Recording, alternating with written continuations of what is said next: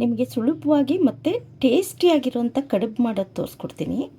1 ಕಪ್ಪು ಉದ್ದಿನಬೇಳೆ ತೊಗೊಂಡ್ರೆ, ಅರ್ಧ ಕಪ್ಪು ಕಡಲೆಬೇಳೆ, ಅರ್ಧ ಕಪ್ಪು ಹೆಸರುಬೇಳೆ, ಇದು 3 ಚೆನ್ನಾಗಿ ತೊಳೆದು ಒಂದು ಅರ್ಧ ಗಂಟೆ ನೆನೆಸಿ ಇಟ್ಕೋಬೇಕು. ಆಮೇಲೆ ರುಬ್ಬಬೇಕಾದ್ರೆ ಹಸಿಮೆಣ್ಸಿನ್ಕಾಯಿ, ಉಪ್ಪು ಹಾಕ್ಕೊಂಡು ತರ್ತರಿಯಾಗಿ ನೀರು ಕಡಿಮೆ ಹಾಕಿ ತರ್ತರಿಯಾಗಿ ರುಬ್ಕೋಬೇಕು. ಈಗ 1 ಕಪ್ಪಷ್ಟು ಅಕ್ಕಿಯನ್ನು ಚೆನ್ನಾಗಿ ತೊಳೆದು ಒಂದು ಅರ್ಧ ಗಂಟೆ ನೆನೆಸ್ಕೊಳ್ಳಿ.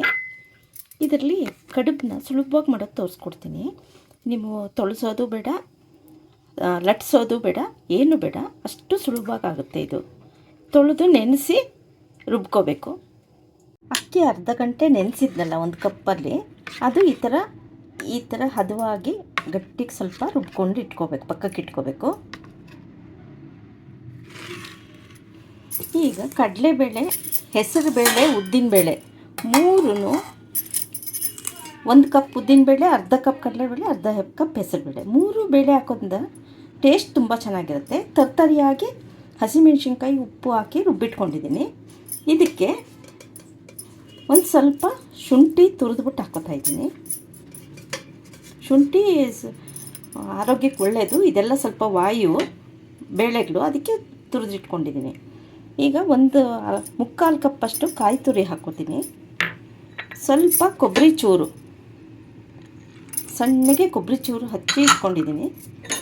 ಈಗ ಸಬ್ಸಿಗೆ ಸೊಪ್ಪು 1 ಕಪ್ಪಷ್ಟು ಹಾಕ್ಕೋತಾ ಇದ್ದೀನಿ, ತೊಳೆದು ಹಚ್ಚಿಟ್ಕೊಂಡಿದ್ದೀನಿ.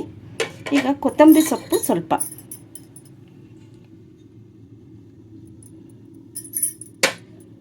ಇದನ್ನೆಲ್ಲ ಕ್ಲೀನಾಗಿ ಕಲಸಿ ಉಂಡೆ ಮಾಡಿಟ್ಕೋಬೇಕು. ಈ ಥರ ಸಣ್ಣ ಸಣ್ಣದಾಗಿ ಬಾಳೆ ಎಲೆ ಕಟ್ ಮಾಡಿಟ್ಕೊಂಡು ನಾವು ರುಬ್ಬಿರ್ತೀವಲ್ಲ ಅಕ್ಕಿ ಹಿಟ್ಟು, ಅದನ್ನು ನೀಟಾಗಿ ಹಿಂಗೆ ಸವರ್ಕೊಂಬಿಡಿ. ಸವರ್ಕೊಂಡು ನಾವು ರುಬ್ಬಿರೋದು ಬೇಳೆಯನ್ನು ಇಟ್ಕೊಂಡು ಸುಲಭವಾಗಿ ನೋಡಿ ತೊಳಸೋಂಗಿಲ್ಲ, ಏನೂ ಇಲ್ಲ. ಈ ಥರ ಇಟ್ಟು ನೀವು ಬೇಯಕ್ಕೆ ಇಟ್ಕೋಬೋದು. ನೋಡಿ ಈ ಥರ ಒಂದೊಂದೇ ಬೇಯಕ್ಕೆ ಇಟ್ಬಿಟ್ಟು ಇಡ್ಲಿ ತಪ್ಪಲೆ ಮುಚ್ಚಿಟ್ಬಿಡಿ, ನೀಟಾಗಿ ಆಗುತ್ತೆ ಇದು ಕಡುಬು. ಈಗ ಬೆಂದ ಮೇಲೆ ಬಿಡಿಸೋದು ತೋರಿಸ್ತೀನಿ ನೋಡಿ.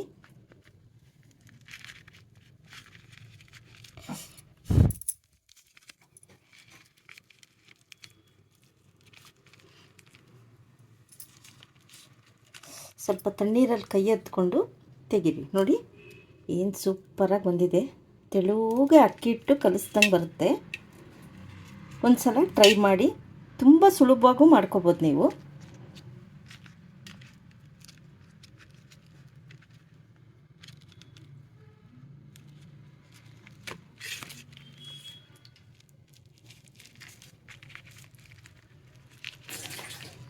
ನೋಡಿ ಟೇಸ್ಟಿಯಾಗೂ ಇರುತ್ತೆ, ಸುಲಭವಾಗೂ ಆಗುತ್ತೆ.